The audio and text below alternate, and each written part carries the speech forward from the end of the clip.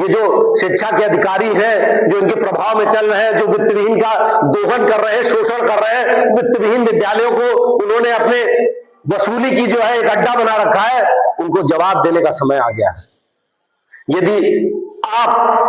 संकल्प लेकर के वोटर बने और वोट बन करके वोट करें, इससे इस चुनाव से कोई सरकार नहीं बदलने वाली, इस चुनाव से कोई मुख्यमंत्री नहीं बनने वाला, लेकिन इस चुनाव से शिक्षक का भविष्य बदल। आज वित्तहीन वोटर है, हमें न्यायालय ने शरण दी और न्यायालय ने हमें वोटर बनाया, और उस वोटर बनने के कारण आज ये जो मोटे मोटे नेता 18-18 साल से एमएलसी बने हुए हैं, वो भी दरवाजे पे आकर के खड़े हो जाते हैं।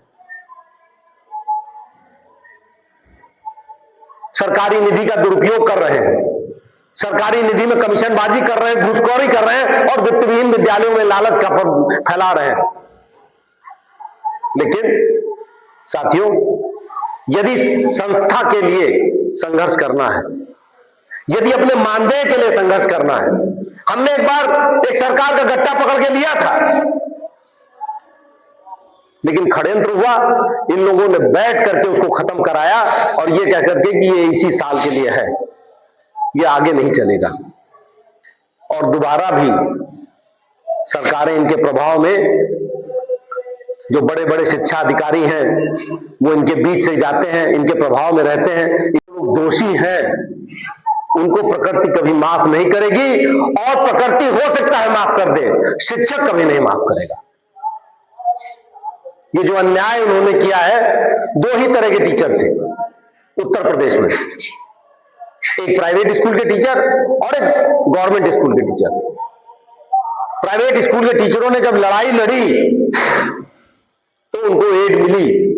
यानी हमारे ही एक हिस्से को एड मिली।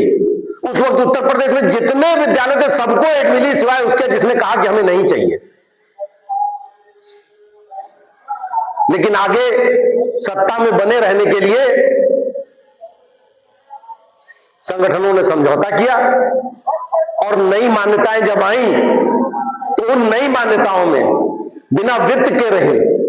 उनको वित्त विहीन करा दिया गया, उनके मैनेजरों से दस्तखत कराए गए कि आप वित्त की मांग नहीं करेंगे, इस तरह आपको वित्त विहीन बनाया गया। और उसके बाद एक कालिक अंशकालिक की पोती गई कि अंशकालिक है, ये पार्ट टाइम है, हमको वोट से भी बाहर किया गया। हम लोगों ने विद्यालय की स्थिति बदलने वाली है। यदि आप लोग सचमुच चाहते हैं कि आपका भाग्योदय हो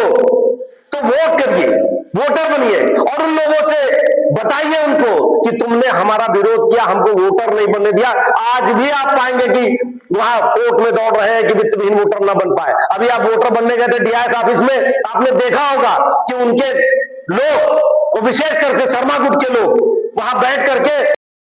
पिछले चुनाव में शिक्षक नेता के रूप में, वित्तहीन शिक्षकों के नेता के रूप में हमने आपको चुना था और इस बार के मैदान में आप हैं। आपके बारे में ज्यादा नहीं बताएं कि बस ये मान के चलिए कि 2015 से हम लोगों के बीच में आए हैं, 10-11 साल का साथ हम लोगों का है और अपना तन मन धन, जैसे कहते हैं ना भगवान को सब कुछ है, तन मन धन या जीवन सब कुछ है तेरा, तेरा तुझको अर्पण क्या लागे मेरा, वो स्थिति आज के समय में भैया अजय सिंह ने वित्तहीन शिक्षकों के लिए ठीक कर दिया। मतलब आपको विश्वास नहीं होगा, सुप्रीम कोर्ट के जाने वाले अधिवक्ता आज की डेट में केवल और केवल वित्तहीन के लिए चल रहे हैं। आपने जो कुछ कमाया था वो उड़ा दिया, अपना परिवार भी आपने खोया कोरोना काल में, हम लोगों के लिए ही बलरामपुर से ही लेकर के गए थे कोरोना। और जैसा अब हम कही दिए तन मन या जीवन, बाकी कुछ